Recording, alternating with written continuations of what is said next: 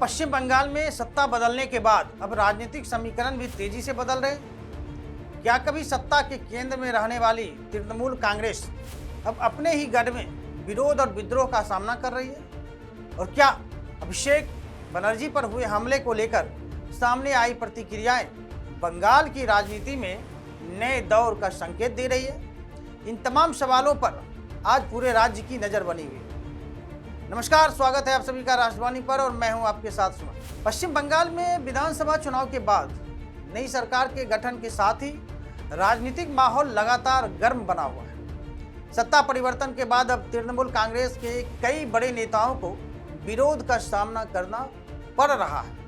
हाल ही में तृणमूल कांग्रेस के राष्ट्रीय महासचिव अभिषेक बनर्जी के सोनारपुर दौरे के दौरान हुए विरोध प्रदर्शन ने राजनीतिक गलियारों में एक नई बहस छेड़ दी है। बताया जा रहा है कि दौरे के दौरान अभिषेक बनर्जी के काफिले पर विरोध हुआ, विरोध का सामना करना पड़ा। कुछ स्थानों पर नारेबाजी हुई और उनके ऊपर अंडे तथा पत्थर फेंके जाने की खबरें भी सामने आई। इस घटना के वीडियो सोशल मीडिया पर तेजी से उसके बाद वायरल हुए, जिसके बाद पूरे राज्य में इसको लेकर राजनीतिक प्रतिक्रियाओं का दौर शुरू हो गया। इसी बीच तृणमूल कांग्रेस के पूर्व नेता और वर्तमान में अलग राजनीतिक पहचान बना चुके हुमायूं कबीर का बयान भी चर्चा का विषय बन गया। हुमायूं कबीर ने इस घटना को जनता की प्रतिक्रिया बताते हुए कहा कि जब लंबे समय तक लोगों के बीच असंतोष जमा होता है तो उसका असर किसी न किसी रूप में सामने आता ही है। 10 साल का जो सत्ता में था टीएमसी का गवर्नमेंट था, ममता बनर्जी को नेतृत्व में, उसी टाइम में जो अभिषेक बंदोपाध्याय, कोल्लम बंदोपाध्याय, सारे उनको स्टेट एमपी लोग, ऐसा लोगों को सब मचा किया, ऐसा लोगों को सब आम आदमी को सब इतना उनका यूज किया, जो वो लोग आज का दिन जो सत्ता में हट गया टीएमसी, तो वो लोगों को मौका मिल गया। आम आदमी जितना ऊपर इतना सारे जुलूम किया, इतना परेशानी में डाल के रखा, तो लोग अपना लोगों को सामने आएगी तो इनको खिलाफ आवाज उठाएगी। उनको जो लीडरशिप इतना दिन से आम आदमी को लेके इतने सारा जुलूम किया, उनका तो रिएक्शन होना चाहिए, वही होना। हुमायूं कबीर का कहना है कि सत्ता में रहते हुए किए गए फैसलों और राजनीतिक व्यवहार का मूल्यांकन आखिरकार जनता ही करती है। उनके बयान के बाद अब राजनीतिक माहौल और भी अधिक गर्म हो गया है। समर्थक और विरोधी दोनों पक्ष अपने अपने तर्कों के साथ मैदान में कूद पड़े हैं।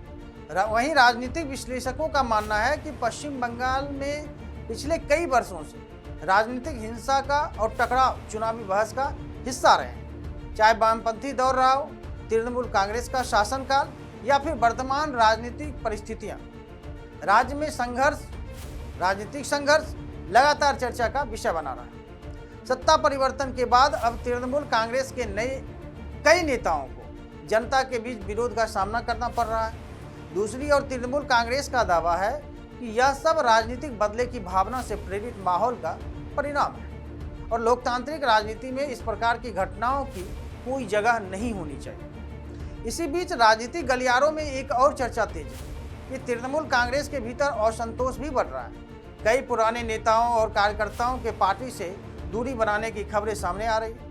हालांकि पार्टी नेतृत्व लगातार दावा कर रहा है कि संगठन मजबूत है और कार्यकर्ता पूरी मजबूती के साथ पार्टी के साथ खड़े हैं।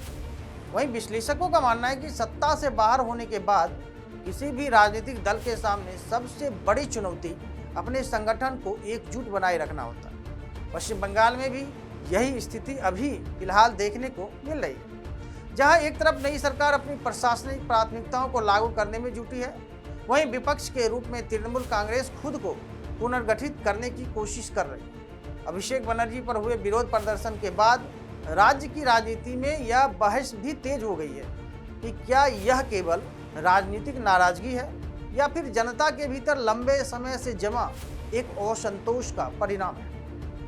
इस प्रश्न का जवाब आने वाले दिनों में राजनीतिक गतिविधियों और जनता की प्रतिक्रियाओं से स्पष्ट हो ही जाएगा।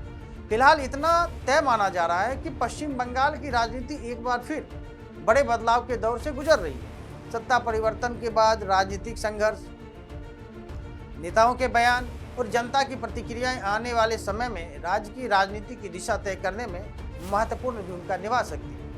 अब देखना दिलचस्प होगा कि तृणमूल कांग्रेस इस चुनौती का सामना किस तरह से करती है और क्या वह अपने संगठन को फिर से मजबूती प्रदान कर पाती है या नहीं। वहीं नई सरकार की अगर बात करें तो नई सरकार के लिए भी यह परीक्षा होगी कि वह जनता की अपेक्षाओं पर कितना खरा उतर पाती है। फिलहाल इस पूरे घटनाक्रम पर आपकी क्या राय है?